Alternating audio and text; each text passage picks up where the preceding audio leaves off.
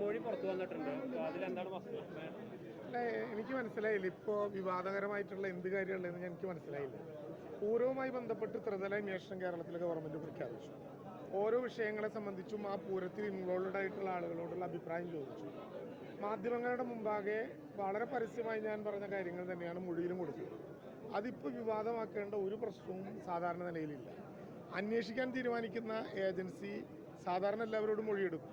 അതിൻ്റെ ഭാഗമായി അവിടെ ഉണ്ടായിരുന്ന ഒരാളെന്ന നിലയിൽ എൻ്റെയും മൊഴിയെടുത്തു. പറയാനുള്ള എല്ലാ കാര്യങ്ങളോടും മാധ്യമങ്ങളോട് പറഞ്ഞ നേരത്തെ വളരെ കൃത്യമായി പറഞ്ഞ കാര്യങ്ങൾ തന്നെ മാധ്യമങ്ങളോട് പറഞ്ഞു. അതിൻ്റെ അന്വേഷണം നടക്കുകയാണ്. അത് അന്വേഷണത്തിൻ്റെ ഭാഗമായിട്ട് ആ മൊഴി അവർ പരിശോധിക്കും. ആ മൊഴി ഈ പൂരത്തിൻ്റെ ദിവസം അവതരിപ്പിക്കേണ്ട ഒരു പ്രശ്നവുമില്ല.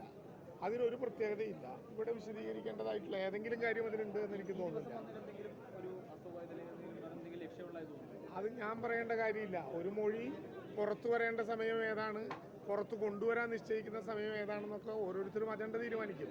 ഇപ്പോൾ വന്ന കാര്യത്തിൽ മാധ്യമങ്ങളുടെ മുമ്പാകെ നേരത്തെ പറഞ്ഞ കാര്യങ്ങൾ തന്നെയാണ് പറഞ്ഞത്. മൊഴി കൊടുത്തു എന്നുള്ളതിൽ ഒന്നും ഒളിച്ചു വയ്ക്കാനില്ല.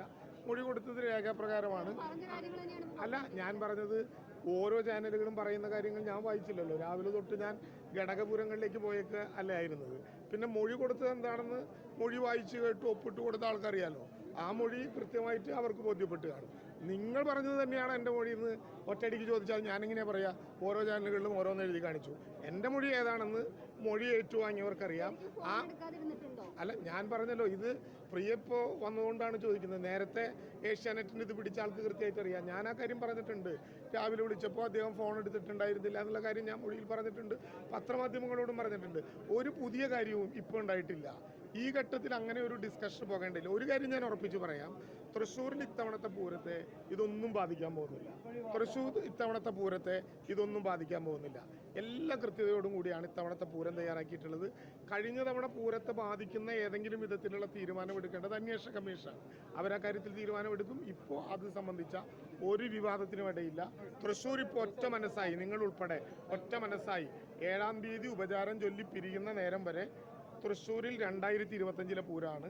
ഉപചാരം ചൊല്ലി കഴിഞ്ഞാൽ പ്രത്യേകിച്ചൊന്നും പ്രതീക്ഷിക്കേണ്ട. അപ്പോൾ 26 പൂരമാണ്.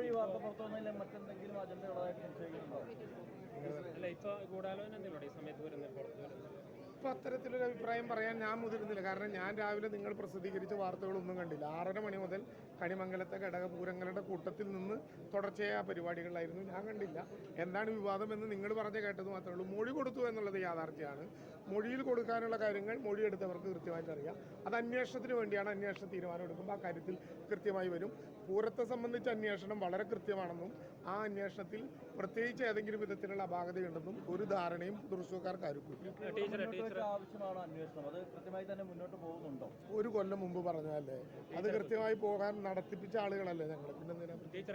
പിന്നെ പൂരം അതിന്റെ പൂർണ്ണമായ രൂപത്തിൽ വളരെ ഭംഗിയായിട്ട് നടക്കുന്ന ഒരുക്കങ്ങളൊക്കെ പൂർത്തിയായിട്ടുണ്ട്. എല്ലാവരും ഒരേ മനസ്സോടെ നമ്മുടെ സംസ്ഥാനത്തെ ഏറ്റവും വലിയ കൾച്ചറൽ ഇവന്റ് എന്ന് പറയാവുന്ന ലക്ഷക്കണക്കിന് മനുഷ്യർ